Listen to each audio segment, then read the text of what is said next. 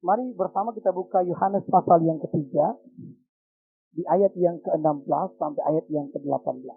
Ya. Semua kita orang bangkit berdiri. Ya. Kita akan baca ayat firman Tuhan ini. Yohanes pasal 3, ayat 16 sampai ayat yang ke-18.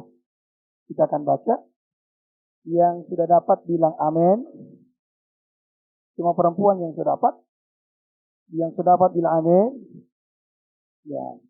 Yohanes 3 ayat 16 sampai ayat yang ke-18 sama-sama kita baca 2, 2, 3.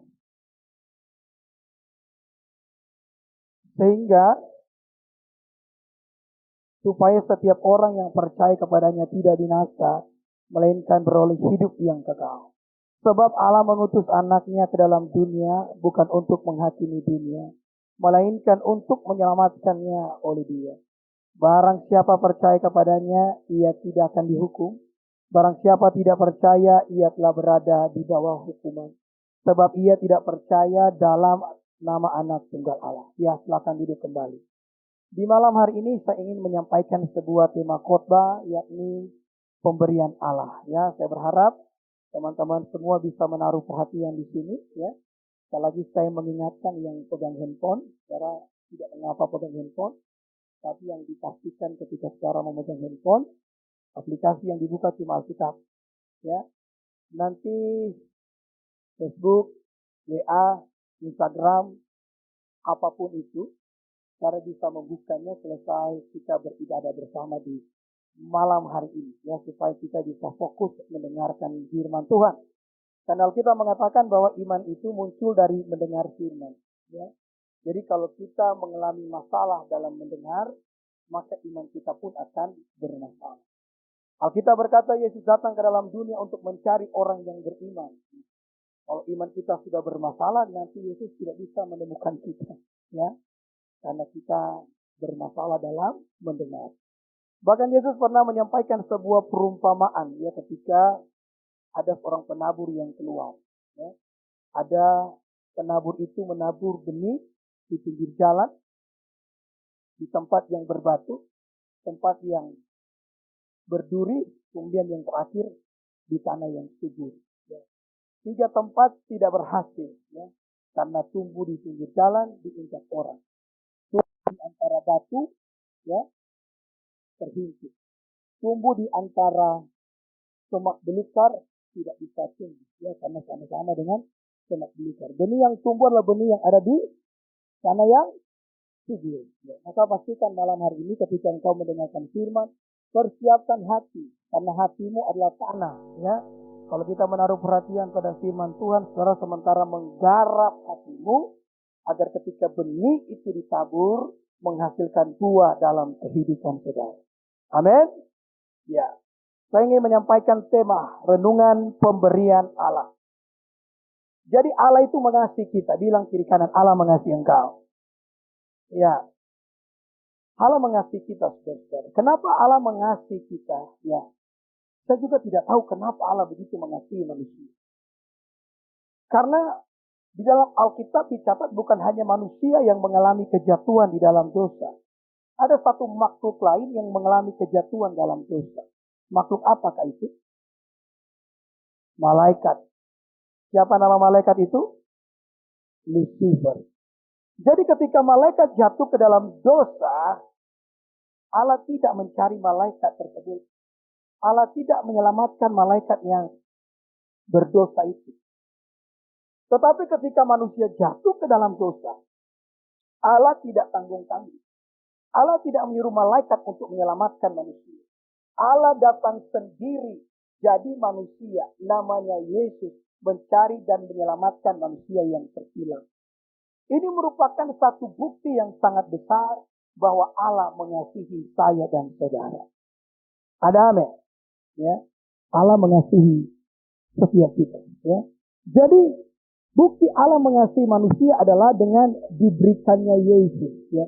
Yesus menjadi konklusi, menjadi jawaban atas sejuta pertanyaan. Ada pertanyaan yang berkata begini, kenapa Tuhan harus menciptakan manusia?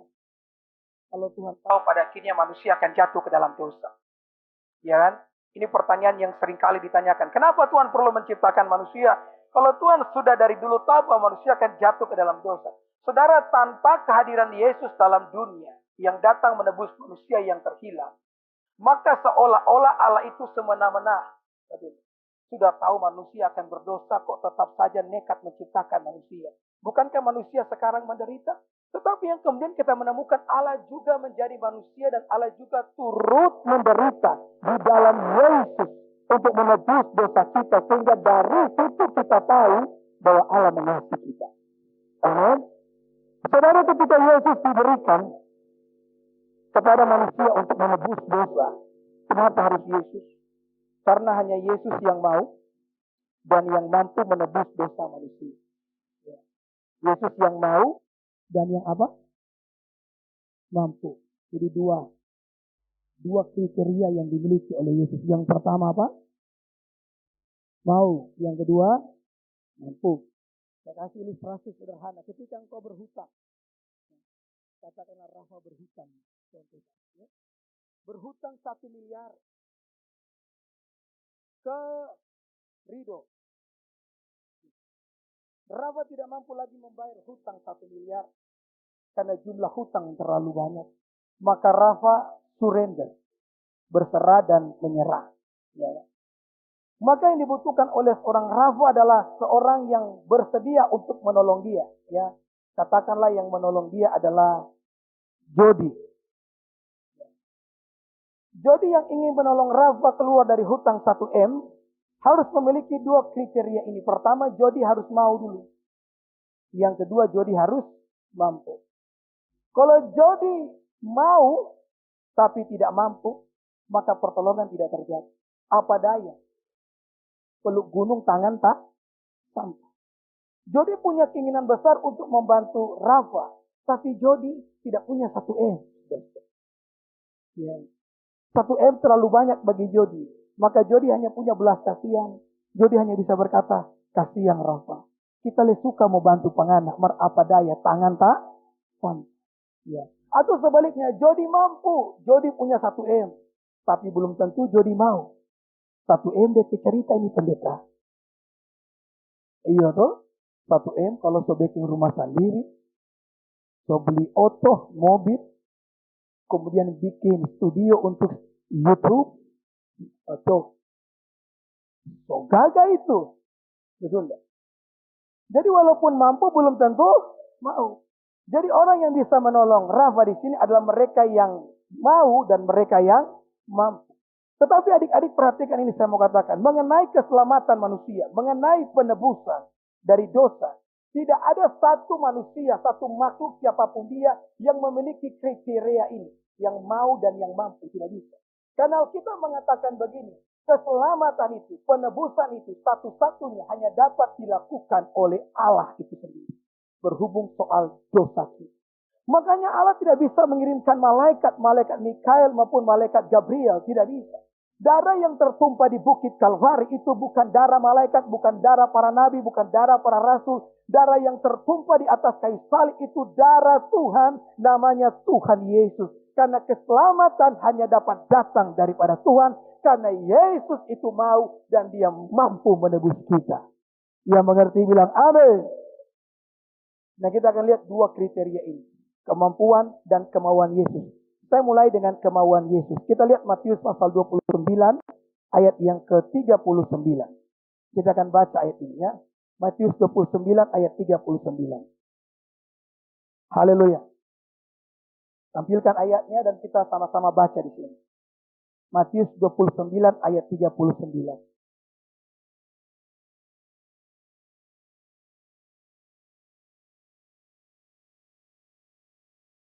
Matius 26. I'm sorry, pendeta juga manusia. Punya rasa, punya hati.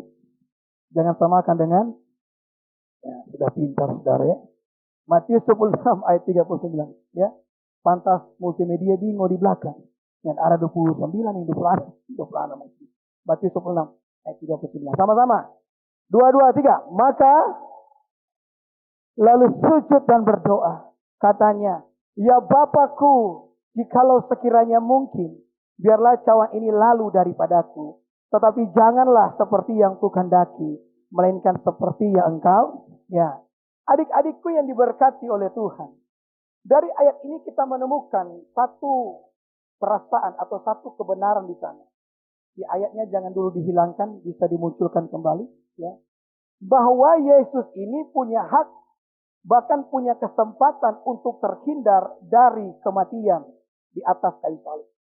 Yesus berhak untuk menolak itu, dan Yesus punya kesempatan untuk menolak itu.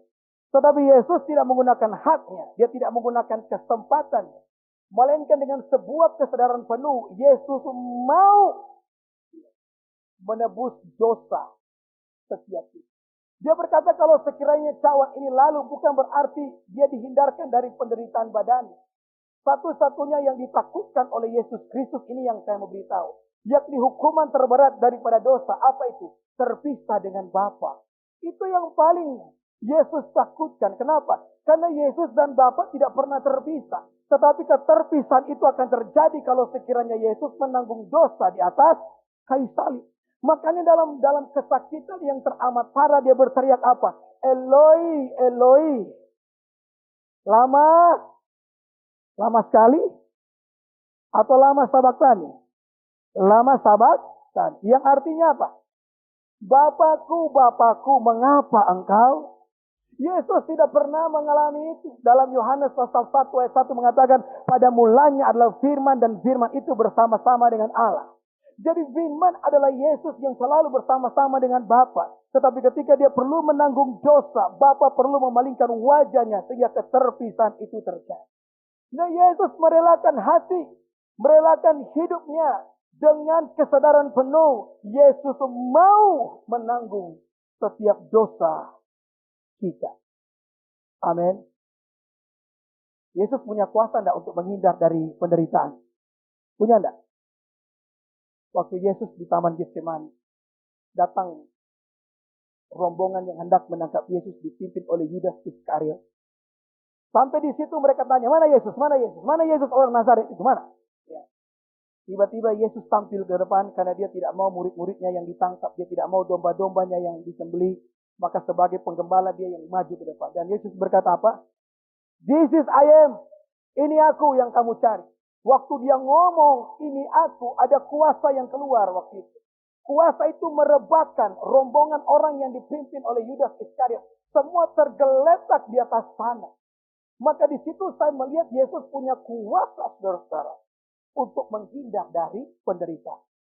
Seorang murid yang bernama Petrus, karena dia tidak mau Yesus ditangkap, dia langsung mengambil pisaunya. Kemudian dia memotong telinga siapa? Malkus. Ya. Telinganya terputus kan. Yesus ambil kepingan telinga yang telah jatuh di atas tanah itu. Kemudian Yesus menyambungkannya kembali. Saudara, kalau saya ikut dalam rombongan tersebut dan melihat apa yang Yesus lakukan dengan telinga Malkus, saya seharusnya balik kanan dan berkata, dia ini Tuhan. Jangan berani coba-coba sentuh dia. Iya kan? Tapi mereka tetap saja menangkap dia. Dan Yesus marah kan sama Petrus. Dia katakan orang yang bertahan dengan pedang akan mati dengan pedang. Tidak tahukah kamu, kalau saya panggil malaikat hari ini, malaikat bisa berjaga atas aku. Berarti Yesus punya kesempatan, punya hak untuk membela diri. Kalau dia berkata, aku tidak mau mati, maka dia tidak akan mati. Yesus dengan kesadaran penuh, rela dia mau mati bagi setiap kita. Nah, apa manfaatnya bagi saya dan saudara? Ketika kita mengerti bahwa Yesus itu mau, berarti Yesus memiliki kerinduan untuk menyatakan kebaikan dalam kehidupan saya dan saudara. Sebagai anak muda, semua kita punya harapan, betul? Untuk masa depan. Coba angkat tangan yang punya harapan untuk masa depan. Turun tangan. Semua kita kan? Jawabannya saya kasih tahu sama adik-adik yang diberkati Tuhan. Tuhan mau memberkati hidupnya. Dia mau memberikan masa depan yang penuh dengan harapan. Dia mau menyatakan kebaikan di dalam kehidupan kita. Ya. Jadi saya mau katakan begini. Bukan paku yang menahan Yesus di kayu salib.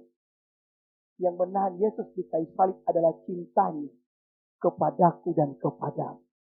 Amin. Dengan kuasa yang dia miliki, dia bisa berkata, paku terlepas. Ya. Bukan cuma Wanda yang bisa. Scarlett, apa namanya? Ya. Ya. Itu dia. Ya. Scarlet dan fishes. Ya. Yesus juga bisa melakukannya. Dia bisa berjalan di atas air, saudara-saudara. Ya. Tidak ada makhluk yang bisa berjalan di atas air. Semua apapun yang ada di bawah langit, di atas bumi, takluk terhadap hukum gravitasi. Tapi Yesus tidak termakan dengan hukum gravitasi. Dia berjalan di atas air, berarti Yesus mampu ya untuk melepaskan diri. Waktu FC tadi malam saya tanya begini sama mereka. Mana yang lebih mudah? Bangkit dari antara orang mati? Mana yang lebih sulit? Bangkit dari antara orang mati atau turun dari kayu salib? Ayo, saya mau tanya Ferguson. Satu perwakilan Ferguson jawab. Lebih sulit mana? Bangkit dari antara orang mati atau turun dari kayu salib? Jangan lama-lama. Kecuali saudara berbahasa roh. Lama-lama. Oke. Bangkit dari, itu yang paling sulit. Oke. Perwakilan dari Ferguson diwakilkan oleh Jody Kamalaheng. Dia berkata bahwa yang paling sulit bangkit dari antara orang mati. Oke. Sekarang, Penelope. Mana lebih mudah? Mewakili, Marcella bicara dulu. Mana lebih mudah? Coba sebutkan, lebih sulit mana? Bangkit dari antara orang mati atau turun dari kayu salib? Setuju Penelope? Mesti begitu berbeda pendapat supaya itu tidak sama. Kalau sama semua, tidak seru nih pertandingan ini. Jawabannya, mohon maaf malam ini Ferguson yang menang. Tepuk tangan for Ferguson dulu. Yang ikhlas tepuk tangan bagi. Ya. Jadi yang lebih sulit itu bangkit dari antara orang mati. Sudah mati, ya. Jadi kalau Yesus dengan mudah bisa mengalahkan kematian, berarti dia juga bisa dengan lebih mudah turun dari kayu salib. Itu poin yang saya maksud. Kalau dia dengan mudah bisa mengalahkan kematian, berarti lebih mudah ketika dia turun dari kayu salib. Yesus bisa menghindar dari kematian, tapi dia tidak menggunakan hak dan kemauan dan kesempatan yang ada. Dia adalah Allah yang mau mati bagi saya dan saudara. Itulah Tuhan yang kita sembah. Ada amin. Kenapa Allah mau menebus engkau? Jawabannya karena Allah mengasihi engkau. Kalau engkau tanya pendeta, kenapa Allah mengasihi saya? Saya juga tidak tahu. Sampai sekarang pun saya tidak tahu kenapa Allah mengasihi kita. Ya, kita lihat saja Yesaya 43 ayat 4. Ini ayat yang kalau baca bikin baper, saudara. Ya, kita baca Yesaya 43 ayat 4. Haleluya. Sama-sama kita baca 2, 2, 3. Oleh karena engkau berharga di mata. Haleluya. Dan mulia. Dan mengasihi engkau sampai di situ saja. Alkitab mengatakan kita ini dikasihi dan kita ini, saudara, berharga, kita ini mulia.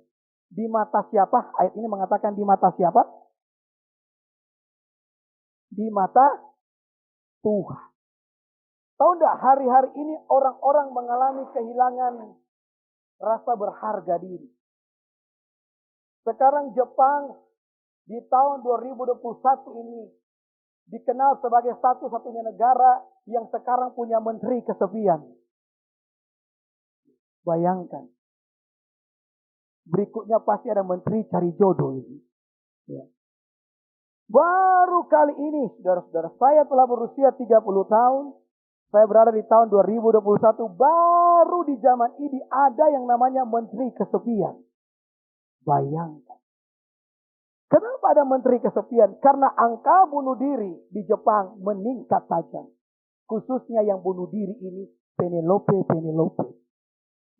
Saya berdoa biar Penelope Youth Ranger kuat-kuat. Amin.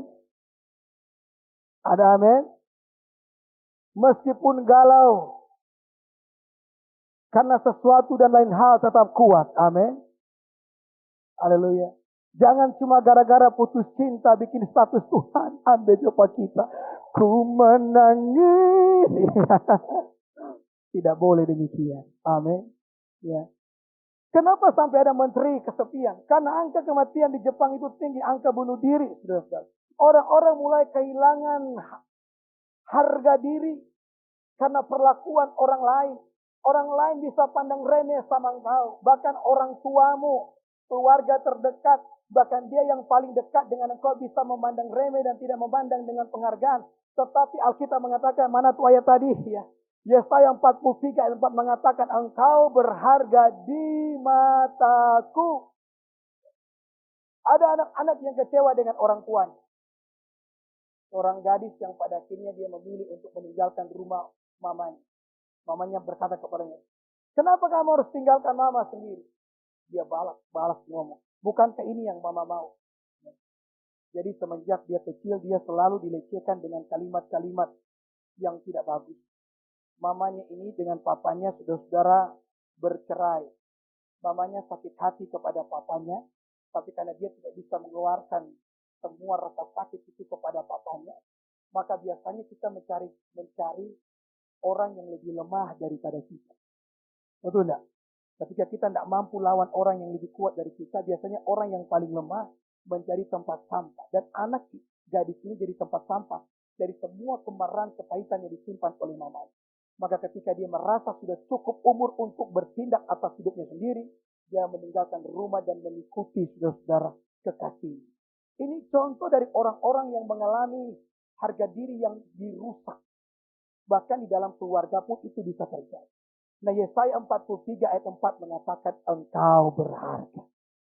Sekarang bilang kiri kanan, Penelope Ferguso, engkau berharga. Kasih tahu. Ya. Amin. Nah, bagaimana engkau berharga? Saudara, saya dengar satu kali ada sebuah cerita yang menarik. Ada seorang gadis. Dia keluar dari mall, dia bergegas pergi ke halte bus. Ketika dia sudah mau dekat dengan halte bus, dia menyadari ada sesuatu yang hilang. Ya, apa ya dia? Ada sesuatu yang kurang. Ternyata gelang tangannya itu hilang. Maka tiba-tiba perasaannya diliputi dengan perasaan kesal. Ya. Kenapa? Karena gelang tangan itu dibuat sendiri. Tidak dia beli, dia buat sendiri. Maka dia menjadi kesal. Tetapi kemudian dia berpikir, ya sudahlah. Gelang tangan itu kan desainnya belum sempurna. Nanti saya akan bikin yang baru dan saya akan menyempurnakan. Maka dia melanjutkan perjalanan. Waktu dia melanjutkan perjalanan, tiba-tiba langkahnya terhenti. Kenapa? Karena dia teringat bagaimana dengan susah payah dia memilih batu-batu manik dengan bahan-bahannya. Ya. Kemudian membentuk, saudara, menyusun setiap manik-manik itu menjadi gelang. Dia mengingat ketika dia merasa bahagia ketika manik-manik yang tersusun itu mulai membentuk gelang. Semua ingatan itu tiba-tiba bangkit serentak dan dia pun berkata, mungkin ada baiknya kalau saya kembali dan mencari gelang saya yang hilang. Maka dia kembali ke mall, dia pergi ke supermarket, dia pergi ke toko roti, dia menyusuri semua jalan yang dia tahu dilewati tadi. Maka berakhirlah dia di sebuah toko buku yang dia percaya bahwa itu adalah tempat terakhir di mana dia melihat gelangnya. Maka dia bertemu dengan seorang karyawan di situ dan dia berkata begini, tidakkah kamu melihat ada gelang yang warnanya begini? Karyawan toko buku itu berkata begini kepada gadis itu, apakah gelangmu itu mahal? Karena karyawan ini lihat raut wajahnya seperti dia kehilangan sesuatu yang berharga. Dia bilang tidak, itu hanya terbuat dari motif. Tidak mahal, tapi itu saya buat dengan tangan saya sendiri. Jadi saya merasa kehilangan ketika itu hilang. Kemudian saudara-saudara ya, karyawan di toko buku itu tersenyum. Dia berkata, oke tunggu sebentar, saya mau tanya sama teman saya. Siapa tahu ada yang lihat. 5 menit dia kembali dengan gelang. Ternyata betul gelang itu jatuh di situ. Ketika gelang itu dikasih sama gadis ini, tiba-tiba hati yang penuh dengan kerisauan hilang. Diganti dengan kelegaan. Wajahnya menjadi happy. Nah saudara, bagi karyawan tersebut, gelang itu tidak ada harganya. Tapi di mata gadis ini, gelang itu ada harganya. Nah sama juga mungkin di mata orang lain, kita tidak ada harganya. Tapi di mata Tuhan yang menciptakan saya dan saudara, engkau itu sangat berharga. Amin. Jadi apapun perlakuan orang lain kepada saudara yang menyebabkan saudara sepertinya merasa bahwa dirimu tidak dihargai, engkau perlu ingat Yesus mengasihi engkau dan mencintai engkau. Makanya seringkali saya mengucapkan kalimat ini. Seorang berkata kepada Mother Teresa, seberapa besar cinta Tuhan kepadaku. Mother Teresa berkata, pandanglah ke kayu salib. Di sana ada sosok pribadi yang bernama Yesus yang rela merentangkan tangannya terpaku di sana mencurahkan darahnya karena dia mengasihi engkau. Amin. Jadi setiap kita harus punya harga diri. Jangan jadi anak muda yang gampangan, ya, di akhir zaman. Amin. Anak muda zaman sekarang heboh dengan yang namanya Open BO. Ya. Saya menyinggung ini berkali-kali karena memang ini sudah banyak terjadi. Ya. Kita berdoa dan sama-sama kita berdoa biar di Youth Project ini tidak ada baik Ferguson maupun Penelope yang Open BO. Amin. Jangan sampai keluar di berita Bitung, Open BO, darah Yesus.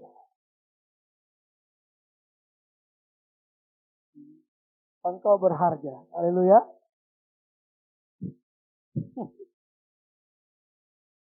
Haleluya. Kita berharga. Jadi Yesus mau ya. Yesus mau. Yang kedua, Yesus mampu. Ya. Selain dia mau, dia juga mampu. Ya. Saudara, kalau ada yang seringkali diperdebatkan oleh manusia mengenai keselamatan, ada yang berkata begini, bahwa perbuatan baik dapat menyelamatkan manusia. Perbuatan amal ya, bisa menyelamatkan manusia. Mampu menyelamatkan manusia. Tapi sebagai hamba Tuhan, saya mau ngomong bahwa tidak ada perbuatan baik yang dapat menyelamatkan kita. Perbuatan baik tidak mampu menebus manusia. Ya. Kalau kita sebagai pengikut Kristus, kita berbuat baik sebagai ucapan syukur atas keselamatan yang Yesus berikan kepada kita. Tapi kita tidak pernah percaya bahwa perbuatan baik menyelamatkan kita. Kenapa? Karena saya punya 3 alasan. Singkat saja saya mau sampaikan, saudara-saudara, kenapa perbuatan baik tidak menyelamatkan. Yang pertama, perbuatan baik manusia tidak ada yang sempurna. Karena kadang perbuatan baik yang kita lakukan di sana terselip harapan-harapan yang tidak baik. Raffi Ahmad, kenal dia? Kenal enggak? Enggak kenal? Ini aktor ini kan masih polos. Yang dia kenal Naruto, apa lagi? Sasuke. Kalau Raffi Ahmad enggak kenal dia. Ya. Raffi Ahmad ini salah satu artis Indonesia yang kaya. Ya. Diperkirakan kekayaan dimiliki 4 triliun. Wow, itu jumlah yang tidak sedikit. Ya. Kalau saya sudah punya 4 triliun, saya tidak mau kerja lagi. Saya ingin mengelilingi dunia, sudah. Memberitakan Injil maksudnya ya, bukan cuma senang-senang ya. Saya akan bawa Jody, asisten saya, berangkat ya. Mau siapa lagi ya? 4 triliun banyak sekali ya. Saudara, dia berkata begini, bahwa sejak muda sebelum dia jadi artis, ketika dia ketemu dengan pengemis di jalan, maka berapapun uang yang tersisa dalam kantungnya dia akan kasih kepada pengemis tersebut. Dan itu yang dipercaya Raffi Ahmad sebagai taburan yang kemudian dia tuai pada masa depan, sehingga sekarang dia sangat kaya raya. Nah, saudara, apa yang dikatakan Raffi Ahmad ini juga baik. Kita juga harus seperti itu. Tidak boleh hidup hanya untuk diri sendiri. Amin. Saya sudah pernah mengkhotbahkan di tengah-tengah kesesakan yang saudara alami. Saudara perlu belajar menjadi berkat. Karena kita dipanggil untuk menjadi berkat. Tapi tahu enggak, Raffi Ahmad ini adalah kita. Kenapa saya katakan Raffi Ahmad ini? Karena ketika kita berbuat baik, tanpa kita sadar, kita berharap perbuatan baik kita dibalas. Kira-kira ini betul atau salah? Mungkin kita tidak mengharapkan perbuatan baik kita dibalas oleh, dalam kasusnya Raffi Ahmad pengemis. Tapi setidaknya dalam hatinya pasti dia berkata, Tuhan, balas akan. Betul. Ketika kita kasih perpuluhan, tujuannya apa? Coba angkat tangan yang kasih perpuluhan. Sudah kasih perpuluhan. Kalau belum juga tidak apa-apa. Yang so kerja lebih khusus ini. Melan kasih perpuluhan? Ada? Aksel? Ada? Biar minta-minta pemamak marah ada. Oh, mantap ya. Kenapa Melan kasih perpuluhan? Kewajiban. Ya. Tidak ada terselip di hati supaya lebih diberkati. Oh, dari matanya saya bisa membaca, ada Kak. Ya, ya. Semua kita begitu. Jangan cuma Melan, saya juga begitu. Ketika saya memberi perpuluhan dengan harapan supaya Tuhan melipat gandakan berkat saya. Nah, saya mau tanya, masihkah disebut perbuatan baik ketika kita berbuat baik dan berharap dibalas? Masihkah itu disebut perbuatan baik? Perbuatan baik itu ketulusan. Saya mau beritahu, berapa banyak pun yang kita beri kepada Tuhan tidak akan dapat membalas kasih Tuhan kepada kita. Ada amin? Virus corona ini usianya sudah 1 tahun kemarin Imlek dia merayakan ulang tahun yang pertama, saudara. Ya. Kita berdoa mudah-mudahan dia cepat mati tidak mencapai usia 2 tahun, saudara. Aminkan, amin ya Allah. Betul enggak? Bayangkan corona telah melanda 1 tahun. Kamu semua masih hidup nih. Tidak ada satu anggota Youth Ranger yang mati karena diserang virus corona. Itu merupakan salah satu bukti. Ada mungkin yang sudah kena, saya juga sudah kena. Sampai kehilangan indera penciuman dan indera perasa. Tapi saya masih bertahan. Ya. Juara bertahan. Betul. Tidak mengalami yang namanya degradasi. Ya. Maju sampai babak final, saudara. Tidak terhempaskan di babak perempat final. Itu kata Syahrini, saudara. Itu bukti cinta Tuhan kepada saya dan saudara. Amin. Bahkan saya melihat lebih hari lebih luar biasa ini, tambah ganteng semua, tambah cantik. Iya tuh. Diva langsung. Ya. Ya. Ya. Ya. Jadi tidak bisa disebut kebaikan ketika kita berbuat baik dan masih mengharap balasan. Itulah sebabnya kenapa perbuatan baik tidak menyelamatkan kita. Karena kadang-kadang di balik setiap perbuatan baik yang kita lakukan, di sana masih ada harapan-harapan yang tidak baik. Bahasa sekarang modus. Betul enggak? Maka perbuatan baik tidak menyelamatkan. Ketika kita berbuat jahat, maka betul kita berbuat jahat. Namun tatkala kita berbuat baik, sekalipun masih terselip perbuatan-perbuatan jahat. Ya. Jadi yang pertama, perbuatan baik tidak menyelamatkan. Karena perbuatan baik kadang-kadang ada modus. Itu yang pertama. Yang kedua, perbuatan baik kita juga tidak pernah cukup. 1 Korintus 5 ayat 6. Kita lihat ayat ini. Ayat ini sangat penting. Ya. Haleluya. 1 Korintus 5 ayat yang ke-6. Tunjukkan ayatnya dan kita baca sama-sama. 2, 2, 3. Kemegahanmu tidak baik, kata Alkitab. Terus, tidak. Baca semua. Tidak. Semua bahwa. Jadi ragi di sini digambarkan sebagai dosa. Berapa banyak pun perbuatan baik yang kamu lakukan ketika satu titik dosa masuk di sana, maka rusak susu sebelah. Saya kasih contoh. Saya mau tanya sama anak-anak dari sini, Penelope. Ya. Atau tanya Pak Esi. Karena Esi ini saya tahu juga suka memasak. Kira-kira kalau Esi memasak dah, tanpa sadar berlebihan garam. Tanpa sadar, tanpa sengaja. Kemudian ketika dikecap makanannya bergaram. Apa yang akan dilakukan untuk menetralkan garam? Tambah air. Tepuk tangan untuk jawaban yang super. Ya, itu jawaban yang super. Tambah air. Betul enggak? Supaya garamnya. Tapi kalau dosa masuk dalam satu belanga. Kamu mau tambah 1000 liter air. Itu tetap belanga yang penuh dengan dosa. Kamu ambil dosa dari belanga tersebut, lemparkan kepada lautan, lautan berubah menjadi dosa.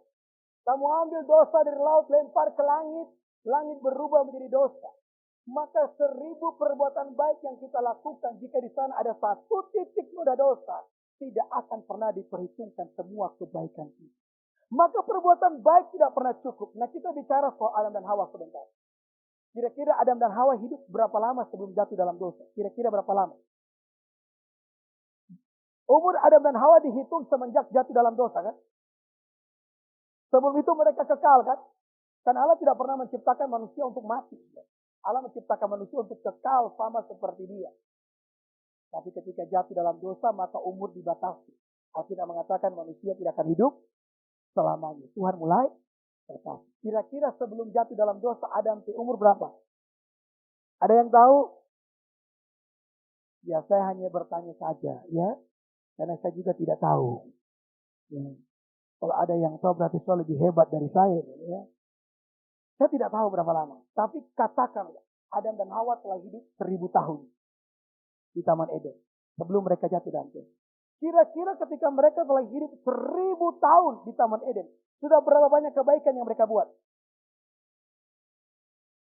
Pukul rata aja. Katakanlah sudah 10.000 kebaikan di dalam 1000 tahun ketika mereka hidup. Tetapi ketika mereka buat satu saja pelanggaran. Betul. 10.000 kebaikan yang telah dilakukan selama 1000 tahun langsung degradasi. Tidak diperhitungkan lagi. Hanya karena satu pelanggaran. Nah, bayangkan kita yang hidup hari ini. Satu hari saja berapa kali setelah bikin kesalahan. Ayo ngaku. Satu hari saja. Saudara berbohong dosa. Betul enggak? Saudara marah sama orang tua walaupun tidak terucap dalam mulut, cuma kesal dalam hati, dosa. Ya. Saudara goyang TikTok, jual pulsa, dosa. Tapi tidak ada di sini ya. Ya, saya cari-cari di TikTok, coba-coba lihat, oh tidak ada. Semua kudus, suci dan holy. Ya. Betul enggak? Laki-laki lihat putih-putih lewat. Bukan setan ya maksudnya. Cewek cantik lewat. Dalam pikiran tiba-tiba sesuatu terlintas. Dosa. Dalam satu hari saja kita mungkin bisa bikin dosa sudah 10 atau 1000 kali. Adam dan Hawa saja cuma satu. Sudah langsung dipecat oleh Tuhan. Apalagi kita. Makanya Tuhan tidak menggantungkan keselamatan kepada perbuatan baik kita. Allah menggantungkan keselamatan kita kepada darah Yesus. Ketika kita berbuat dosa datang kepada Tuhan, mengaku semua dosa kita, maka Bapa tidak lagi melihat kita, tapi Dia melihat darah Yesus. Sehingga engkau dilayakkan oleh Tuhan bukan karena perbuatan baikmu, tetapi pengorbanan Kristus bagi setiap kita. Tepuk tangan bagi nama Yesus. Haleluya. Jadi mungkin engkau berkata, jadi Kak, perbuatan baik sudah tidak perlu. Perlu. Sekarang kita perlu berbuat baik. Kenapa? Sebagai ucapan syukur atas keselamatan yang sudah Tuhan berikan. Ya, kepada saya dan saudara. Ada amin? Ya. Kita berdoa biar semua kita jadi anak-anak yang baik nih. Amin. Tidak ada yang jadi pelakor di sini. Ya. Karena saya mengada, iya ini saya serius ya saudara. Ini banyak kasus zaman sekarang begini. Makanya saya singgungkan tadi di kota ibadah puasa. Ada yang bilang, tidak apa-apa jadi yang kedua. Yang penting diutamakan. Daripada jadi yang pertama tetapi didoakan. Ada di lagu penyembahan. Jadikan aku yang kedua. Buatlah diriku bahagia. Walaupun kau. Haleluya. Amin. Ketika engkau diperhadapkan dengan seorang kekasih, perempuan diperhadapkan dengan cowok ganteng, dia sekolah bagus, jabatan. Yang cowok juga diperhadapkan dengan cewek cantik, tapi masalahnya beda agama. Bagaimana respon saudara? Kak, mau cinta? Makan tuh cinta. So sayang, Kak, kok bagaimana dah? Ya. Jangan. Ada yang komen, ada yang sharing dengan saya. Saya tidak sebutkan nama. Ya. Lagi pula tidak ada di sini. Dia menangis. Baru telepon saja sudah menangis. Kak, tolong doakan Pak kita. Saya tanya kenapa. Dia perkenalkan diri dulu. Oh iya saya kenal. Dia adalah adik dari teman sekolah saya. Dia bercerita bagaimana dia menjalin hubungan dengan orang pria. Dia jatuh cinta. Cinta beda agama. Ada kok di lagu itu kan? Bagaimana di lagu? Ambon di lagu. Saya kuat. Pasti pelangis.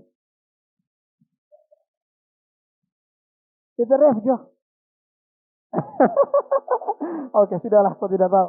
Ya. Kakaknya ngomong. Mereka orang Pantekosta. Karismatik. Jangan kamu berhubungan dengan dia. Tidak boleh kamu berhubungan dengan dia. Tapi Kak, saya sudah cinta. Aduh, masalahnya kalau sudah cinta ini berat ini. Ya. Tele putus malintang pica-pica. Begini.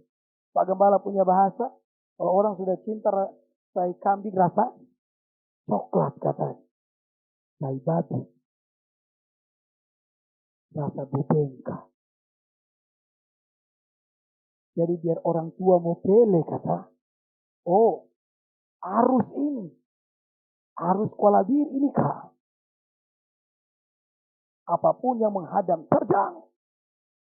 Dikasih tahu, jangan, jangan, jangan. Tidak didengar. Apa yang terjadi?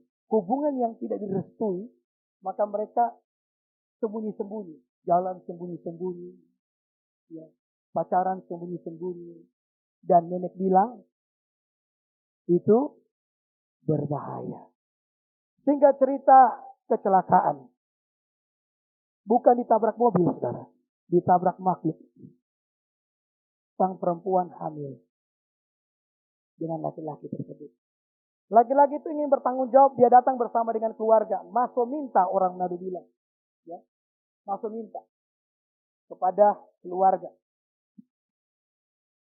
Ketika masuk minta, mereka datang dengan niat baik, ingin menikahi gadis yang sudah hamil itu. Keluarga dari gadis mengatakan, kami siap terima, tetapi laki-laki harus masuk Kristen. Pihak laki-laki tidak mau. Tidak mau masuk Kristen. Kalau menikah harus masuk Islam. Nah sekarang dalam posisi begini, siapa yang rugi? Laki-laki atau perempuan? Kasih kuat, laki-laki atau perempuan? Dengar Penelope. Yang rugi itu perempuan. Sang gadis tersebut, dia ngotot, tidak, saya tidak mau tinggalkan Yesus. Apapun yang terjadi, saya tidak mau. Maka tidak jadi nikah. Mereka terus melanjutkan hubungan tersebut. Walaupun sudah punya anak. Tanpa ikatan pernikahan. Akhirnya hamil yang kedua. Keadaan mulai mendesak. Mau nikah atau tidak nih? Akhirnya orang mulai ngomong-ngomong sama dia. Saya lihat. Pacarmu. Karena bilang suami juga belum nikah. Pacarmu sudah main-main dengan perempuan lain. Maka dia mulai merasa terdesak. Di satu sisi dia tidak mau kehilangan Yesus. Tapi di sisi lain, dia tidak mau kehilangan Ferguson. Berat sekali. Maka akhirnya dia mengambil keputusan. Yang dia tinggalkan Yesus. Saya mau kasih tahu. Engkau mungkin adalah seorang anak muda yang rajin beribadah. Dan engkau tidak akan pernah berpikir atau membayangkan bahwa suatu hari nanti engkau akan meninggalkan Yesus.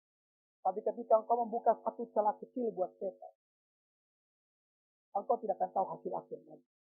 Maka daripada lebih baik, tidak. Ya. Maka dia pun menikah dengan pria tersebut. Tapi yang terjadi dia masuk Islam. Sedih sekali. Beberapa tahun pernikahan, dia mulai ambil keputusan untuk bergereja. Suaminya berkata, kenapa kamu harus masuk gereja? Dia berkata kepada suaminya, kalau kamu marah ceraikan saya. Sekarang juga. Akhirnya suaminya menang. Sekarang satu rumah, dua agama. Dia punya dua orang anak. Yang sulung laki-laki ikut dengan suaminya. Yang nomor dua perempuan ikut dengan dia ke gereja. Siapa yang mau model begini? Adakah di antara kita yang mau model begini? Hanya air mata. Maka pada hari ini saya mau sampaikan kepada setiap kita. Jadilah anak muda yang dengar-dengaran. Ketika engkau melakukan apa yang benar di hari ini, engkau sementara menabur sesuatu yang baik di masa depan. Ada amin Penelope? Kurang keras sayang, ada amin? Ada amin Ferguson? Haleluya. Mari kita mau hidup benar. Yang terakhir ya. Perbuatan baik tidak pernah ya, memberikan hak untuk berbuat jahat.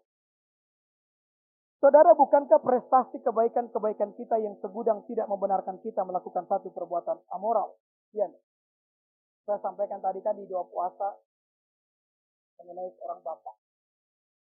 Bapak ini dia selingkuh, saudara.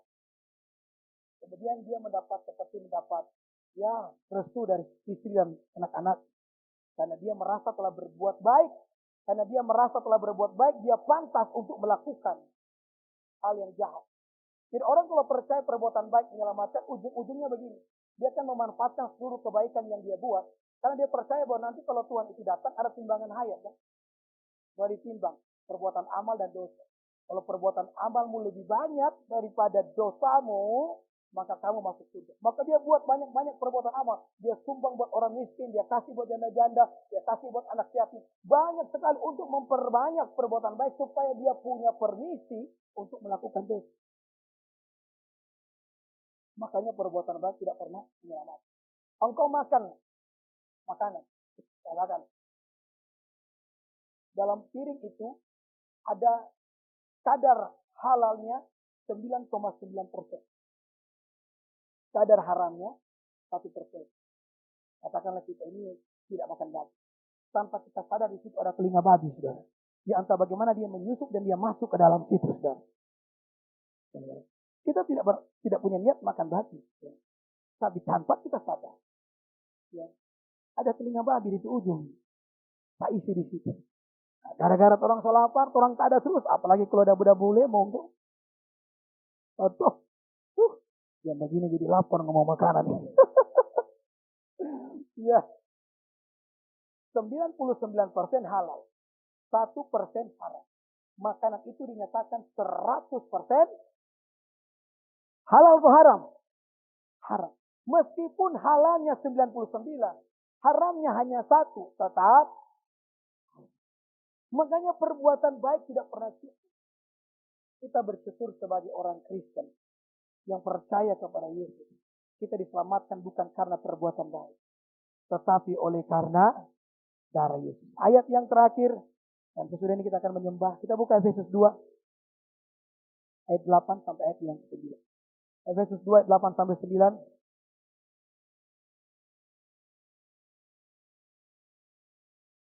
Sama-sama. 2, 3. Sebab oleh iman itu tetapi pemberian Allah. Ayat 9. Puji Tuhan.